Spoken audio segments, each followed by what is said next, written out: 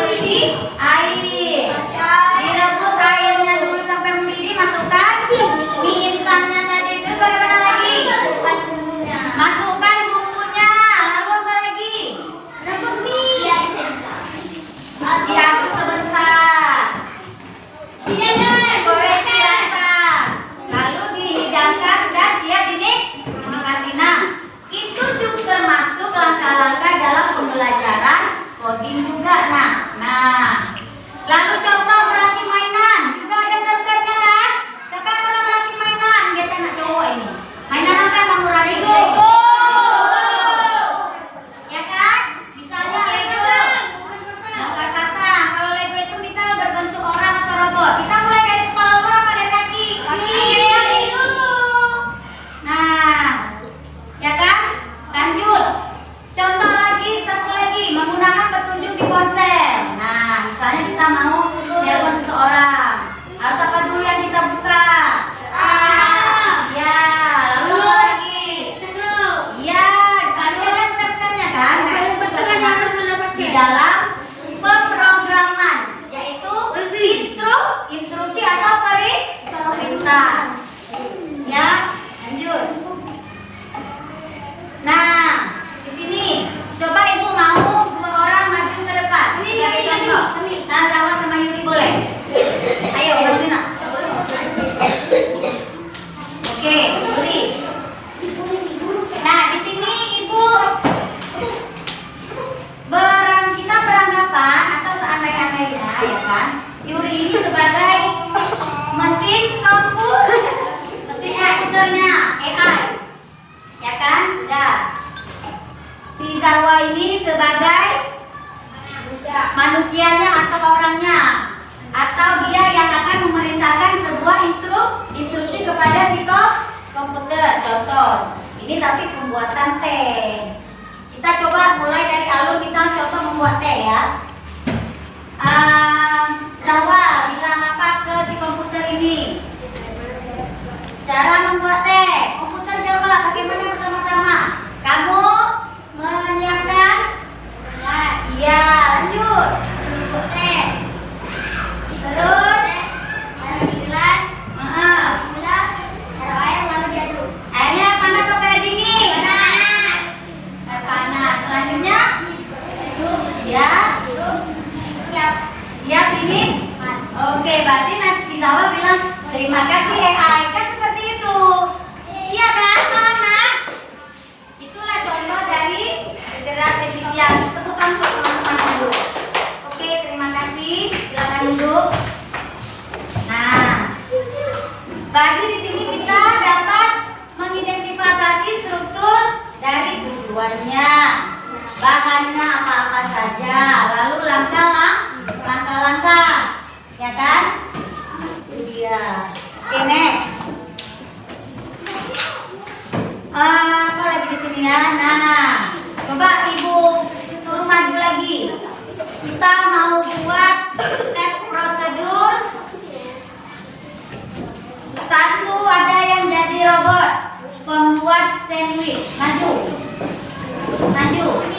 Ya, maju. Ayo. Maju terus. Yang lain, coba satu orang yang lain. Tadi nggak maju, orang tuh maju. Sama Praska aja, Praska. Coba lah.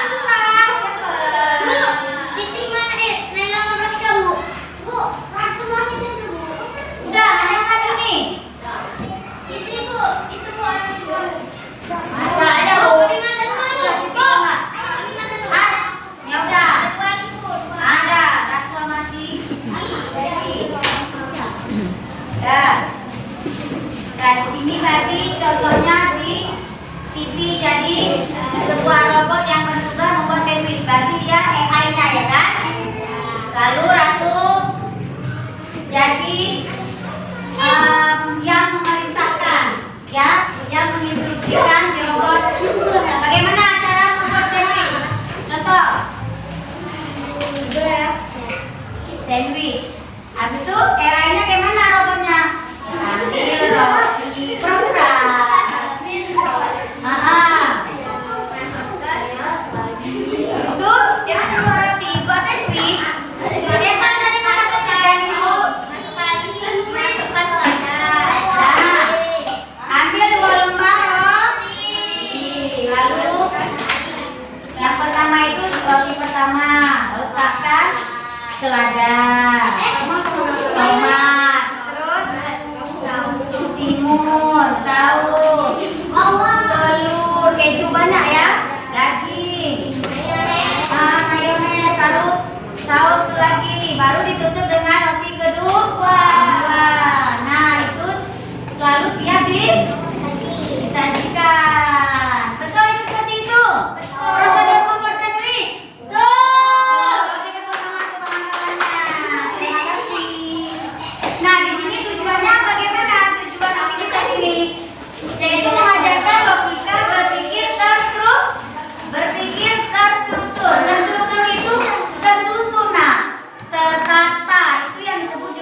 algoritma. Nah, jadi bagaimana pentingnya instruksi yang jelas dan yang merupakan prinsip dasar coding. Nah, itu dia. Baik. Nah, di sini kamu pernah nggak kamu menggunakan aplikasi, salah satu aplikasi di Google? Saya pernah buka Google nggak? Kami ChatGPT, Bu. Iya. Siapa yang pernah menggunakan ChatGPT? Kami.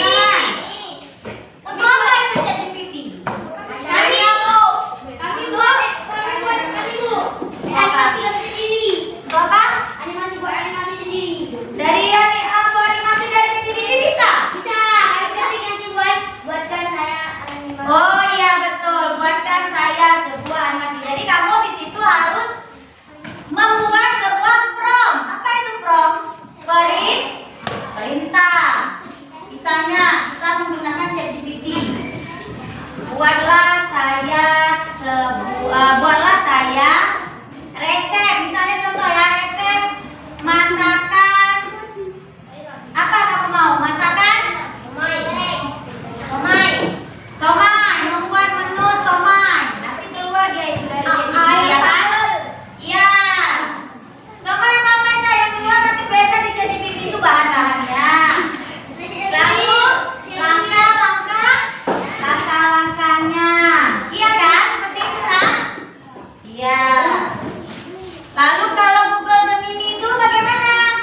Penggunanya apa? Ada yang pernah pakai? Google Gemini? Gemini, kami buat nih. Bukan. Dia hampir sama juga dengan ChatGPT.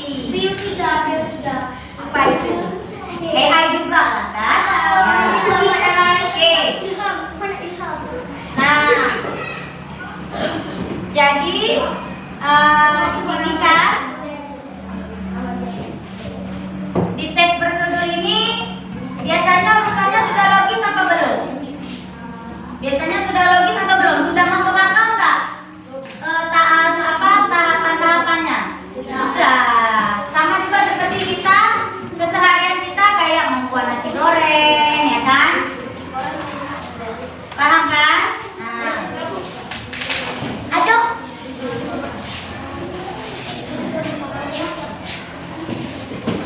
Nah, Ibu.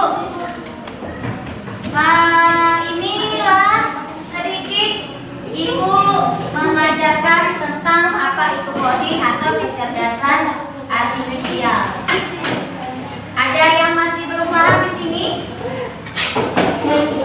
Jadi jangan kamu pikir coding itu atau kecerdasan artifisial itu tidak bisa tidak terpengaruh dengan kehidupan sehari-hari. Itu sangat berpengaruh.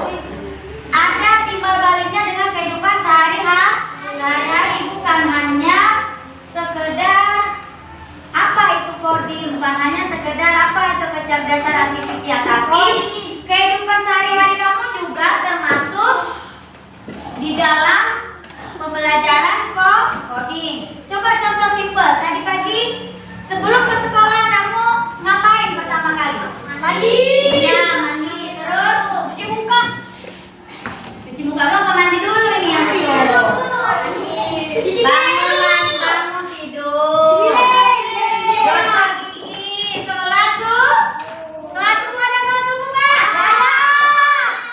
Siapa yang nggak sholat subuh? Nah, jujur dia ya. Mulai besok ikutin prosedur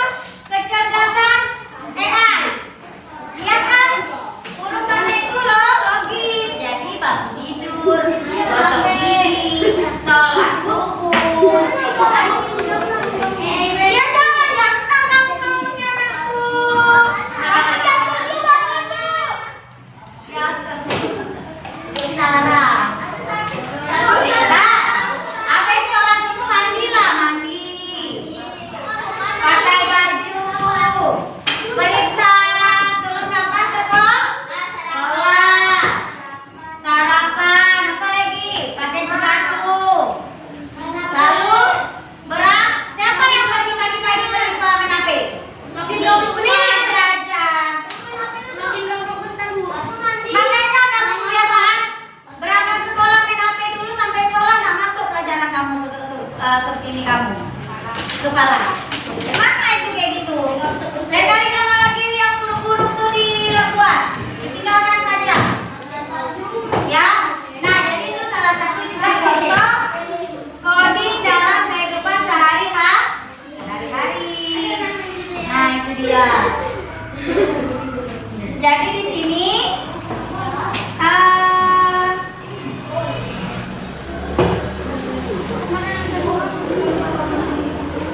ibu guru-guru kamu ini menilai kemampuan peserta didik ini ya menggunakan AI itu sebagai alat bantu secara kritis. Jadi bisa kami nilai anak-anak ibu. Bukan hanya coding itu atau kecerdasan AI itu menggunakan komputer, tidak hanya itu. Nah, dengar ibu sekali lagi.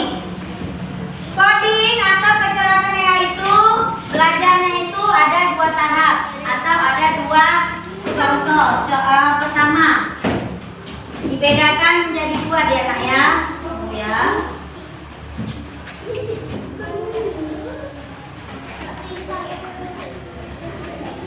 Ada yang namanya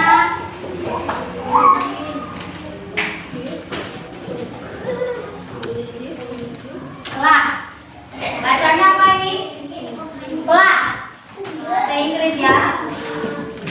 Satu lagi unplug. Apa ini bacanya?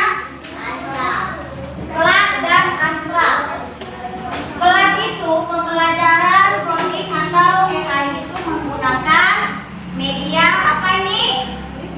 Media apa ini? Komputer, laptop yang otomatis menggunakan jaringan. Itu namanya plug. Kalau unplug itu pembelajaran yang tanpa menggunakan media atau tanpa menggunakan jaringan komunikasi apapun. Itu tidak memakai itu. Contohnya seperti tadi yang sudah kita belajar, unplug itu bagaimana pembelajarannya dari kehidupan sehari-hari, ya kan? Nah, itu dia contoh unplug. Sampai di sini ada yang ingin bertanya, nak?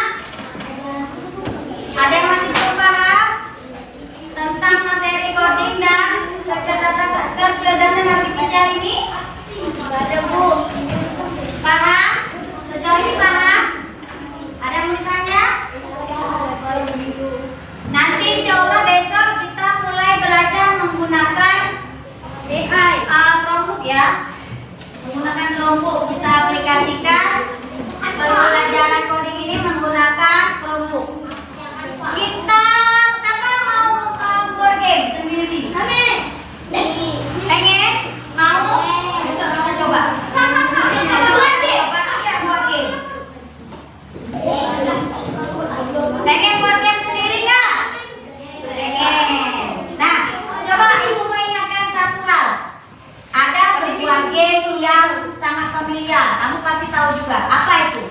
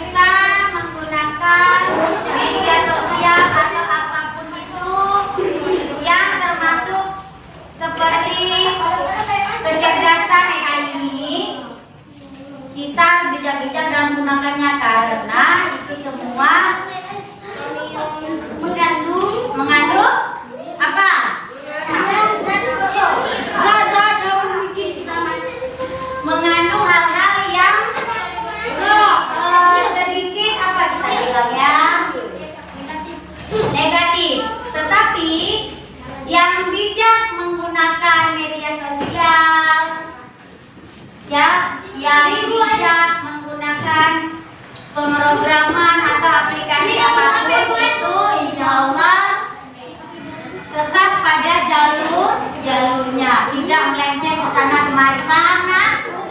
Ya, Pak.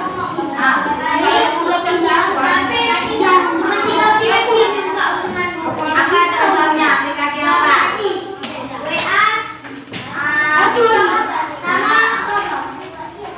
Ya, Eko juga itu termasuk harus lebih hati-hati menggunakannya, paham? Ambil yang manfaatnya saja, yang negatifnya kamu buang. Ya nak ya? Oke, baik.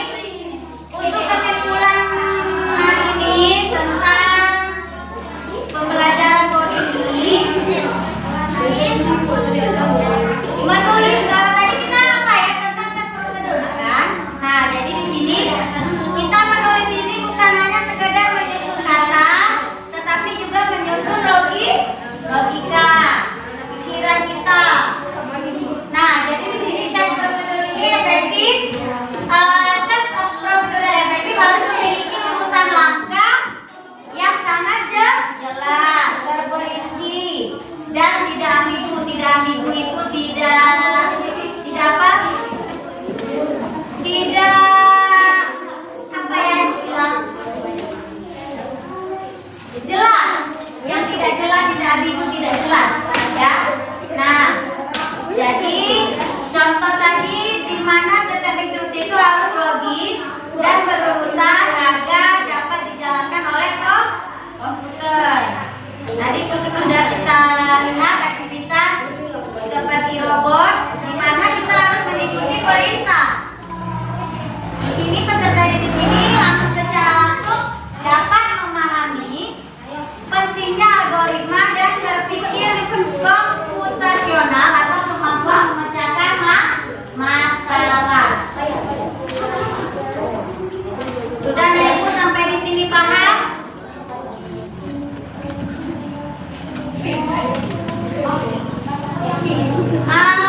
Apa lagi ya? Ibu kasih contoh satu.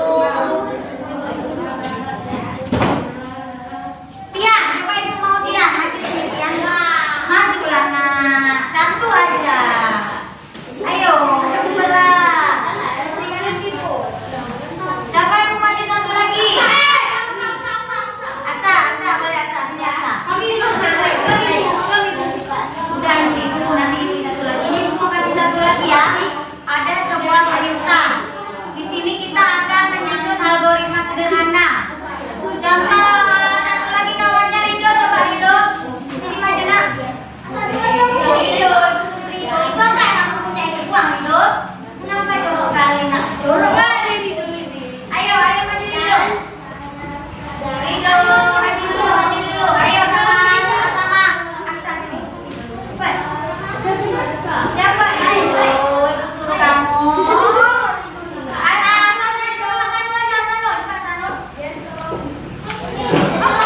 Lihat ya. Coba kita lihat aktivitas coding tanpa komputer. Nah, besok kita menggunakan aktivitas coding menggunakan komputer. Ini kita membuat aktivitas coding tanpa komputer. Contohnya apa di situ? Coba baca. Menyusun algoritma sederhana. Bayangkan salah satu temanmu itu merupakan sebuah robot yang hanya bisa mengikuti perintah yang sangat spesifik. Contoh, kita berurutan perintah atau algoritma yang paling detail agar robot dapat melakukan hal berikut. Judulnya apa? Memindahkan sebuah buku dari atas meja ke dalam rak. Nah, contoh ya. Jadi kita ambil bukunya lah dulu. Ini meja. Nah, coba dilihat. Nah, siapa di sini yang mau jadi robot? Asano apa Aksa? Aksa jadi robot. Oke. Contoh lihat ya, Aksa jadi apa, Rob?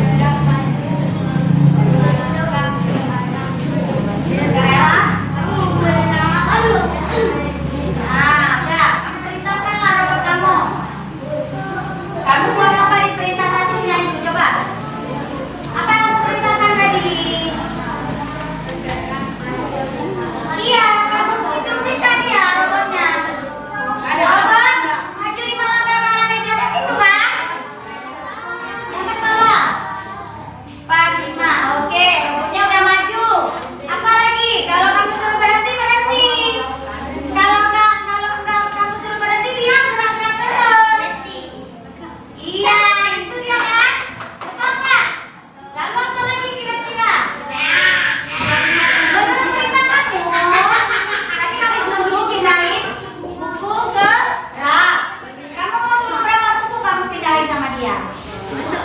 Satu-satu dulu, misalkan 2 buku, 3 buku. Bilangnya gini lah.